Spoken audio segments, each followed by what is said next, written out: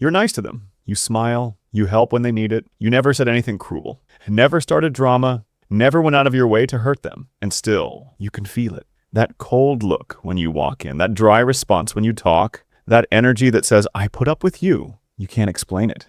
You can't point to one thing they did, but you feel it every time you're around them. And the worst part isn't that they don't like you. The worst part is that you don't know why. So you try harder. You're a little nicer, a little more helpful, a little more careful with your words, and nothing changes. The coldness stays. Maybe it even gets worse. Here is what nobody tells you.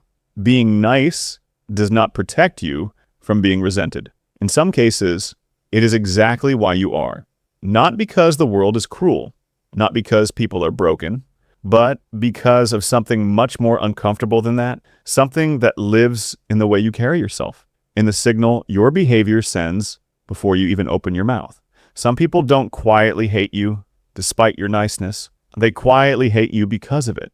And until you understand why, you will keep doing the same thing and getting the same cold silence back.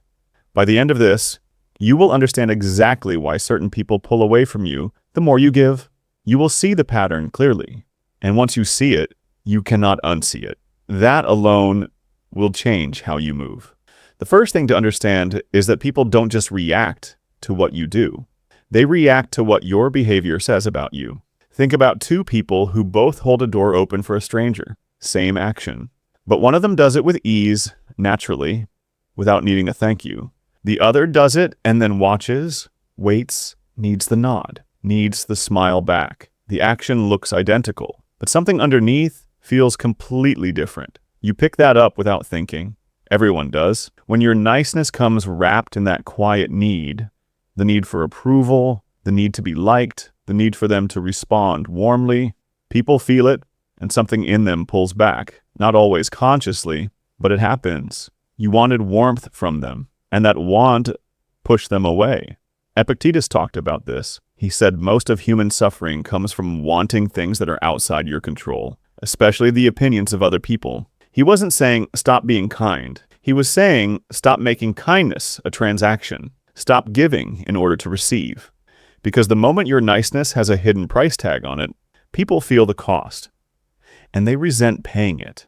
So the first reason they resent you is this. Your niceness is asking for something. It arrives with an invisible invoice. They feel the ask before you finish the sentence, and it makes them want to step back before they owe you anything. But there's a second thing happening too, something they would never say out loud. Your calm bothers them. Your kindness bothers them. Not because it's fake, but because it's real. And it holds up a mirror they don't want to look into. Think about someone you know who is always at peace, always steady, never desperate for attention, never fishing for compliments. Now think about how certain people react to that person. Not everyone loves them. Some people find reasons to pick them apart. Some people go cold around them for no clear reason. That's not an accident. Nietzsche wrote about this. He called it ressentiment, a French word for a deep, quiet bitterness that builds in people who feel stuck or small. When someone around them seems free, seems to have something they don't, the bitterness turns outward. It becomes a quiet dislike that the person themselves can barely explain. You're not making them feel bad on purpose, but your presence reminds them of something they have not built in themselves. Your peace feels like a judgment, even when it isn't one. And rather than face that feeling, they direct it at you. This is not your fault, but it is your reality. And knowing it means you stop trying to shrink yourself to make them comfortable. That never worked anyway. Now, here's the third thing, and this one stings a little. There is a difference between being liked and being respected. You have been focused on being liked, and in doing that, you may have lost something more important. Respect is not given to the person who is always available, always agreeable, always ready to smooth things over. Respect goes to the person who has a line, who has something they will not cross, who has an edge somewhere. Think of someone who agrees with everything you say, every opinion, every idea, every plan. At first it feels good, but after a while, something feels off. You don't fully trust their yes, because you've never seen their no. And without a no, the yes means nothing. When you're nice to everyone at all times without exception, you are giving people the same thing. And what is given to everyone without condition quietly loses its weight. They don't value your kindness because it costs you nothing to give it. Or at least, that is how it reads. There is a fourth thing driving that quiet resentment, and it is one most people never see in themselves. You have been performing, not lying, not faking who you are, but performing, adjusting, softening your words before you speak them, watching their face to see if they approved, laughing a little too quickly, agreeing a little too easily, making yourself just small enough to fit into whatever version of you they seem to be comfortable with. And here is the brutal part. People feel that, even when they cannot name it, even when they would never say it out loud, something in them registers that you are not fully there, that the version of you in front of them has been edited for their comfort. And a person who edits themselves for your approval, who shrinks and adjusts and smooths before they even speak, makes people feel a pressure they did not ask for.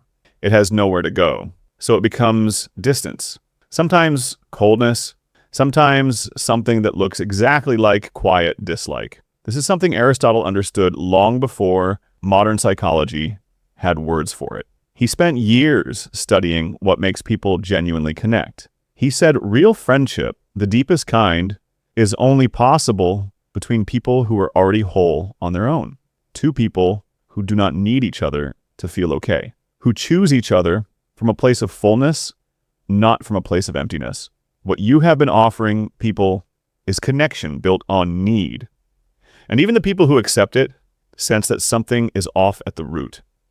Everything said so far, the hidden ask in your niceness, the mirror your peace holds up, the missing edges, the quiet performance, all of it points to one place, one root, one thing underneath all of it. You have been trying to use kindness as armor, not consciously, not on purpose. But somewhere along the way, you learned that if you were good enough, helpful enough, easy enough to be around, people would not hurt you. You learned that niceness was the safest way to move through the world. And so you built a version of yourself designed to be accepted, designed to cause no friction, designed to give people no reason to turn against you. But here's what that actually created. A person with no weight, no gravity, no ground. And people do not resent you because you are bad. They resent you because somewhere underneath all that niceness, they sense a person who does not fully believe they are enough without the approval. They sense the fear. And fear, even quiet fear, changes how people see you. It does not make them feel safe around you. It makes them feel vaguely uneasy, like standing near someone who is waiting for something to go wrong. The version of you that was built to be liked was never going to be respected. Those are two different things built on two different foundations. This is the moment everything shifts. You are not the problem. The niceness is not the problem. Kindness is one of the strongest things a person can carry. But kindness that comes from fear is not the same as kindness that comes from strength. One is a gift, the other is a payment. And people, without even knowing why, can always tell the difference. When you stop needing them to like you, something changes. Not in them, in you. You walk differently. You speak differently. Your words stop arriving pre-softened. Your presence stops apologizing for itself. And the people who resented you for being too available suddenly have nothing to push against because you are no longer asking for anything from them. Some of them will come closer, curious, drawn to the change. Some of them will drift further because the version of you they had power over is gone. Both of those outcomes are fine. You are not becoming cold. You are not becoming hard. You're becoming someone who is kind because they choose to be, not because they are afraid of what happens if they are not. That is a completely different person. And that person does not get quietly resented. That person gets quietly respected. You already have everything you need to be that person. You do not need to add anything. You need to stop subtracting yourself to make others comfortable. That is the whole shift right there. And once you feel it, really feel it, the cold looks stop landing the same way because you are no longer waiting for them to tell you that you are enough.